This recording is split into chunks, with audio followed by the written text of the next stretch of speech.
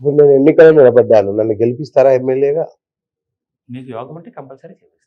Okay. అంటే మీరు ఈ ప్రశ్న అడిగిన తర్వాత నన్ను లాస్ట్ టైమ్ ఒకళ్ళు అడిగారు. రోడ్డు మీద ఒక బెగ్గర్ ఉన్నారు. తప్పు అనకూడదు. ఆ! యాచకుడు. ఆ! యాచకుడు ఉన్నాడని వాడికి ఎమ్మెల్యేని చేయగలరా అని మాట్లాడారు.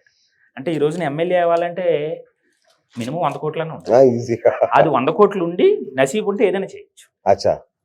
ఇప్పుడు 100 కోట్లు నసీబ్. లేకుండా అంటే నాకు మీరు ఇప్పటికి చాలా సార్లు అన్నారు గురుగారు. నాకు డౌట్ లోపల. నసీబ్ ఉంటే ఎలాగో అవుతాడు కదా! మీరేం చేస్తారు అని. నసీబ్ అంటే ఇప్పుడు మన ఇంట్లో ఇన్వర్టర్ ఒకటి ఉంది. అవును. కరెంట్ పోయింది. ఆ! మనం ఏం చేస్తున్నాం? ఇన్వర్టర్ పెట్టుకుంటాం. అవును. ఇన్వర్టర్ పెట్టుకుంటాం. ఇన్వర్టర్ వాటర్ అయిపోతే ఏం చేస్తామండి?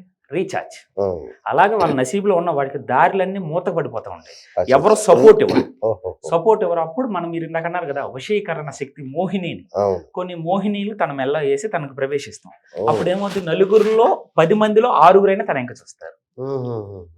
బ్యాటరీ రీచార్జ్ చేస్తాం మనం. ఓకే. అట్రాక్ట్. ఓకే. అదే విద్య. అంతేగాని డైరెక్ట్‌గా ఏవండీ నసీబులో రాసుంది కదా! 100 కోట్లు ఉన్నాయంటే 100 కోట్లు పట్టుకొని చాలా మంది ఉన్నారు ఈరోజు టికెట్ల కోసం. ఆ! అందరికి వచ్చినాయా? ఓకే. ఎందుకంటే నాకు మొన్న ఫ్రెండ్ చెప్పాడు. ఒక ఒక లాయర్‌ని మీరు బార్ కౌన్సిల్ చైర్మన్ ఏదో చేశారని విన్నాను నేను. బార్ కరెక్టే. ఎలక్షన్స్. ఆ! బార్ ఎలక్షన్ గెలిపించారని. ఏం చేశారు? ఎలా గెలిచారు ఆయన? ఏదో చేసాం. అంతేనా? అంతే. నిజమేనా కాదో తెలుసుకోవచ్చా నేను? తెలుసు. అంటే మీరే కాకుండా ఆయనతో మాట్లాడొచ్చా? మాట్లాడండి. నిరభ్యంతరం కాదు. మనం నిజాయితీగా చేసినప్పుడు ఏది అందుకే. నాకు ఒక ఫ్రెండ్ చెప్పాడు అందుకని ఒకసారి ఆయన నంబర్ కూడా చెప్పండి గురుగారు. ఇది ఎన్ని రోజుల క్రితం జరిగింది గురుగారు? అవుతుందండి. ఒక బార్ ఎలక్షన్స్ అయినాయి కదా! హ్మ్. 5 మంత్స్ ఆర్ 6 మంత్స్. అచ్చా! అంటే రెగ్యులర్‌గా వస్తూ ఉంటారు కదండీ! ఎవరెవరు ఎప్పుడు చేసిన అంతే కదా! అవునవును. ఈ మధ్య ఎలక్షన్ సీజన్ నడిచింది కదా! మరి ఎమ్మెల్యేలు, ఎంపీలు వచ్చారా మీ దగ్గరికి? ఇప్పుడు ఇంకా దారి కడతారేమో ఇంకా. ఇప్పుడు ఎంపీ ఎలక్షన్స్ ఉన్నాయి. ఓకే. ఆయన మళ్ళీ చేస్తారేమో చూద్దాం. కొత్త సంవత్సరం రాబోతుంది. మరో వారం 10 రోజులలో. సో, కొత్త సంవత్సరం ఎలా ఉండబోతుంది గురుగారు? కొత్త సంవత్సరానికి దీనికి ఏం సంబంధం లేదండి. ఆ! మనకి ఉగాది లెక్క. అచ్చా! న్యూ ఇయర్ ఎప్పుడు సో, హ్యాపీ 2023 న్యూ ఇయర్ అయిపోయింది. 24 అంతే. హ్యాపీ న్యూ ఇయర్ వేస్ట్ ఏం లేదు. 24 మనది ఉగాది. ఓకే. ఉగాది లెక్క అండి. తెలుగు పంచాంగం క్యాలెండర్ ప్రకారం ఇది ఇంగ్లీష్ ప్రకారం 24న మీరు 24 అంటే మన ఉగాది ఇంకా. ఉగాదే మనకి. ఇప్పుడు జనవరి 1 ఏమి మాట్లాడేది లేవు. అన్నీ ఉగాదే. సో, అంటే ఇప్పుడు మాకు చాలా ఇంట్రెస్టింగ్ టాపిక్స్ ఉన్నాయి. మరి మీరు అట్లా అంటే మాకేం మాట్లాడడానికి ఏమి ఉండదు ఇంకా. మా జగన్ గారు అక్కడ ఏం చేస్తారు? చంద్రబాబు ఏం చేస్తారు? పవన్ కళ్యాణ్ ఏం చేస్తారు? ఇట్లాంటి కొన్ని మాకు. రేపు మార్చి తర్వాత నోటిఫికేషన్ ఇచ్చిన తర్వాత రేపు రాజకీయ సంగ్రామంలో తెలిసిపోద్ది తర్వాత. మొన్న లాస్ట్ టైమ్ కూడా మీకు చెప్పినట్టున్నాను. లాస్ట్ ఇంటర్వ్యూలో కూడా మీకు. అవును. కాంగ్రెస్ కాంగ్రెస్ వస్తుంది అన్నారు. బట్ మీరు లైవ్‌లో చెప్పమంటే చెప్పలేదు. వద్దండి ఎందుకు వచ్చింది మనకి. కొంతమంది మాత్రమే.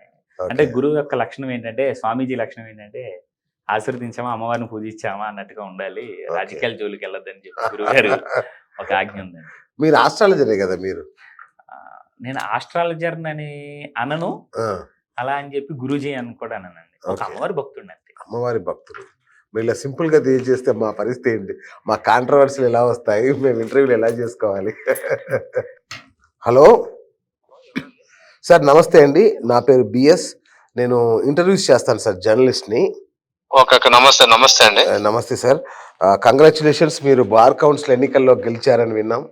గన్నవరం బార్ అసోసియేషన్ ప్రెసిడెంట్ గారిని. అవునండి. వండర్‌ఫుల్. అదంతా మా స్వామీజీ ఉన్నారు. ఆయన దయ వల్ల జరిగింది. అయ్యో! ఇంక నేను చెప్పలేదు. గురుగారు నా ముందే ఉన్నారు. మీ ముందున్నారా? నా ముందున్నారు. ఆయన ఇంటర్వ్యూ చేస్తున్నాను. నేను నమ్మట్లేదు. అంటే ఎక్కడండి? హైదరాబాద్‌లో గురుగారు. మిర్రర్ టీవీలో. హైదరాబాద్. ఆ! ఆహా! సో, ఇట్లా నేను సార్ ఇట్లా చెప్పండి సార్. అది నాకు ఒక ఫ్రెండ్ చెప్పాడు. అడిగితే అవునండి ఇట్లా గెలిచారంటే నేను నమ్మట్లా. యాక్చువల్‌గా ఏం జరిగిందంటే లాస్ట్ ఇయర్ ఒక ఓటు తేడాతో ఓడిపోయానండి. ఓకే. సరే నాకు అనుకూలంగా ఉంది అనుకున్న టైంలో బట్టి ఇక రేపు ఎలక్షన్ అనంగా ఇవాళ నైట్ మొత్తాన్ని కూడా ఈ టయానికి ఆ! తేడా వచ్చేసింది. అవతలోళ్ళు కొంచెం డబ్బు గిబ్బు అన్నీ ఇచ్చారు. అయితే ఏంటంటే అక్కడ క్యాస్ట్ బేసిక్ వచ్చేపటికి ఓసీ, ఎస్సీ అనే ఫీలింగ్ వచ్చింది. అచ్చచ్చా! ఓకే. నేను SC belongs to SC caste. అచ్చా! సో, నాకు డౌట్ వచ్చి నేను గురువు గారి మీద బాగా నమ్మకంతో ఈ టైంకి వెళ్ళిపోయా. ఆయన ఫోన్ చేశా మార్నింగ్. ఆ! చేస్తే మీరు వచ్చేటప్పుడు కొన్ని ఐటమ్స్ పట్టండి అన్నారు. ఆ! సరే కొన్ని నేను తీసుకెళ్ళి కొన్ని నా దగ్గర ఉంటాయి అన్నాడు. కూర్చోబెట్టాడు. 1 గంట యోగం చేశాడు. ఓకే. చేతిలో కొన్ని వస్తువులు పెట్టి జేబులో ఉంచుకో, గెలిసావు వెళ్ళిపోయి 100 మంది 100 అనుకున్నావు, నువ్వు గెలుతున్నావు అన్నాడు. నేను నమ్మలేదు. ఆ! ఈవెన్ కౌంటింగ్ జరిగేటప్పుడు నువ్వా నేనా అనుకున్న వస్తున్నాయి కానీ నేను నమ్మలేకపోయాను. ఆ! కౌంటింగ్ జరిగేటప్పుడు కూడా ఫోన్ చేశాను. స్టార్ట్ అయింది స్వామీజీ అంటే, సరే ఓకే అన్నారు. ఆ! తర్వాత తీరా చూస్తే అన్ఎక్స్‌పెక్టెడ్‌గా 2 ఓట్లు మాకు ఉన్నది 46 ఓట్లు. ఆ! 2 ఓట్లు ఫెచ్చింగ్ వచ్చి వాళ్ళు స్టన్ అయిపోయారు. వాళ్ళు నెల రోజులు కోలుకోలేదు వాళ్ళు. ఆ! మేము బోలెడంత ఎక్స్‌పెన్స్ చేసాము. నేను 5 పైసలు కూడా ఇవ్వలేదండి. ఎవరికి మంచినీళ్ళు కూడా పోపియలా. ఆ! వాళ్ళు బోలెడు డబ్బు ఖర్చు పెట్టారు. చాలా చాలా ఐటమ్స్ ఇచ్చారు వాళ్ళు. ఓకే. మీరు ఓటుకు నోటు కూడా ఇవ్వలేదా? ఆ? మీరు ఓటుకు నోటు ఇవ్వలేదా? అసలు పచ్చి మంచినీళ్ళు కూడా, టీ కూడా ఇప్పించరా ఎవరికి. ఆ! వాళ్ళు ఇచ్చారు.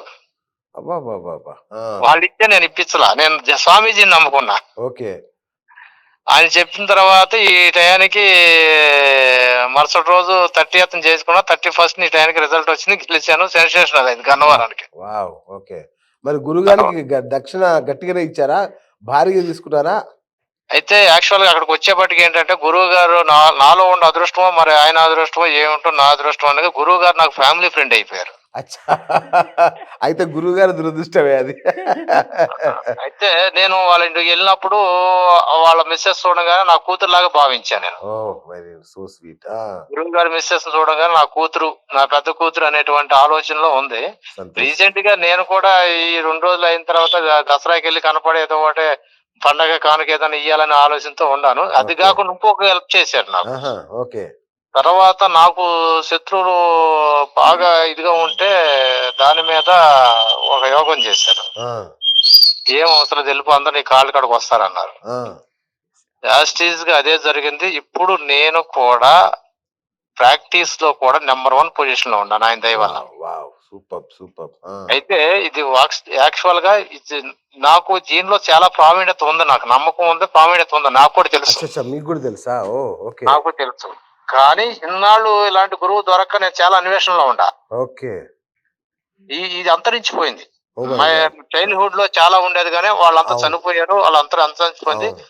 రీసెంట్ గా ఈయన గారు రావటం అనేది ఒక మిరకల్ అన్నమాట. సార్ నిజంగా నమ్మొచ్చా ఇలాంటివన్నీ? మీకు ఏది కావాలని నిరూపిస్తాడు. చేసి చూపిస్తాడు, నిరూపిస్తాడు. అవునా? వద్దులేండి, నా మీదొద్దు. ఓకే. అంటే మంచే. అచ్చా! మంచి. ఓకే. మంచే తప్ప రెండోదేం లేదు. అచ్చా! క్షుద్ర పూజలు ఇట్లా శవాల మీద ఇట్లాంటి ఇప్పుడు నా దగ్గరకు పొడత్తాకు వచ్చాడనుకో ఎవడన్నా, హాయిగా దండం పెట్టి వెళ్ళిపోతాడు తప్ప నన్ను పొడవలేడు. బా! ఆ! అది. వండర్‌ఫుల్ అండి. చాలా చాలా గొప్పగా చెప్పారు మీకు మీరు. మీకు మీకు అలాంటిది ఏదైనా చేపించమంటే గ్యారెంటీ చేపిస్తా. ఖర్చు నేను పెట్టుకుంటా. వద్దు, వద్దు మీకు గురుగారు. అలాంటిది జరగకపోతే నేను రెమ్యునరేషన్ భారీగా ఇస్తా. వద్దు సార్. వద్దు. ఆ నిప్పుతో నేషనల్ గేమ్స్ ఆడాలనుకోవట్లేదు నేను. లేదండి. ఇప్పుడున్న ఓహ్! పరిస్థితుల్లో అయితే నేను కంపల్సరీగా నేను నమ్ముతాను. గ్రేట్. Great sir. నాకు గ్రేట్. జరిగింది కాబట్టి 2 ఒకటి కాదు. కరెక్ట్. ఇంకోటి ఏదో మామూలు వాళ్ళు చెప్తే నేను నమ్మేవాడిని కాదేమో గానీ, మీరు గన్నవరం బార్ అసోసియేషన్ ప్రెసిడెంట్ అంటే ఒక ప్రముఖ లాయర్ మీరు. సో, మీరు చెప్తే నేను నమ్మకపోవడం ఉండదింకా. ఇంకో స్వామి దగ్గరికి ఒక మనిషిని పంపించాను. ఆ! అతను నాకు తెలిసి 15 ఇయర్స్ మట్టికి ఇదే పనిలో ఉంటాడు. చేతబడుల పనిలోనే ఉంటాడు. అచ్చా! అతను రేత్రి 2కి వెళ్తాం, ఏదైనా చేతబడి ఉంటే బాగు చేయటం, అవి తీసుకెళ్లి ఊరు బయట పడేయటం, చేయటం, శ్మశానంలో తిరగడం. అతనికంటూ భయం అంటే తెలియదు. ఆయనకి ఇప్పుడు 70 సంవత్సరాలు. ఆ! అతను పంపించే తెలియకూడదు స్వామీజీకి. ఆ! అంటే వెళ్ళి చూసిరండి అంటే వెళ్ళి చూసి వచ్చాడు. మాట్లాడొస్తే నెంబర్ 1 పనోడు మీ ఓడు అన్నాడు అతను. ఆయ్! ఆ! అతను చాలా చేశాడు. ఎట్లాంటి శ్మశానాలకు వెళ్తాం, చేయటం, ఈ క్షుద్ర పూజలు వదిలించటం, ఆ! చేయటం, చాలా సీనియర్ అన్నమాట మా ఏరియాలో. అబ్బబ్బబ్బా! ఆ! వాళ్ళు గురువు చనిపోయిన తర్వాత అతను మానేశాడు. హ్మ్. అతను గురువు చనిపోయిన తర్వాత మానేశాడు. ఇక్కడ అజ్జంపూడి ఉంటది. ఓకే. అజ్జంపూడి అతని పేరు సాంబయ్య ఏదో ఉంది. ఓకే. అతను దగ్గర ఇతను శిష్యర్కం చేసేవాడు. వీళ్ళు అర్ధరాత్రి గడి వెళ్ళిపోయేవాడు. టైం ప్రకారం చేసేవాడు. ఒక బొమ్మ తయారు చేసేవాడు. ఆ బొమ్మకి దేవి బొమ్మ పెట్టి, కాళికాదేవి బొమ్మ తయారు చేసి దాంట్లో ఇది చేసి చాలా చేసేవాళ్ళు వాళ్ళు. ఓకే. అతను అంటే ఇప్పటికీ అందరికి భయం. కానీ ఓకే. అతను పంపించా గురువు గారికి తెలియకుండా. ఆ! ఏంటి అని అంటే నెంబర్ 1 తిరగలేదు, మంచి పనోడు మీ వాడు మాత్రం. ఆ! తిరగలేదు, అది మాత్రం వాస్తవం. ఏదైనా చేస్తాడు, చేపించుకోవచ్చు అన్నాడు. ఓకే. ఓకే. అంటే ఎవరైనా చంపాలి అట్లన్నా గూడా గురుగారి దగ్గరికెళ్ళొచ్చా అండి? కయ్యి అనేది చంపడం అనేది చేయడు కానీ ఆయన పాపం అంటాడు దాన్ని. ఓ ఓకే. ఇప్పుడు భార్య భర్తలు మనస్పార్థాలు ఉండే భార్య వదిలేసింది భర్త దగ్గర, భర్తను తీసుకొని చేయగలుగుతాడు. నువ్వు గెలవాలి, నీకు గెలిపే మార్గం చూపిస్తాడు. నువ్వు సొసైటీలో నేమ్ సంపాదించుకోవాలి, ఆ, అది చేస్తారు. ఆ, అది మనం అంటే ఆ ఫీల్డ్ లోకి మనం వెళ్ళలేదు. Correct correct. మరి స్వామీజీ కూడా మనకి ఏనాడు ఆ విషయం చెప్పలేదు. కానీ ఇంత సబ్జెక్ట్ ఉన్న తర్వాత అది కూడా ఉంటదని మనం నమ్మొచ్చు. నేను నమ్ముతా. కానీ ఆయన వాడాడు, చెడుకు వాడాడు. అంత చెడుగా అంతకు వెళ్ళాడు. స్వామీజీ దగ్గర అదొకటి ఉంది, వచ్చిన వాళ్ళని ఒక ఫ్యామిలీ మెంబర్ లాగా చూసుకోవటం. Right right. రూపాయి విషయం కాదు కానీ వాళ్ళు వచ్చిన పని అయిందా లేదని గమనిస్తారు. ఓకే.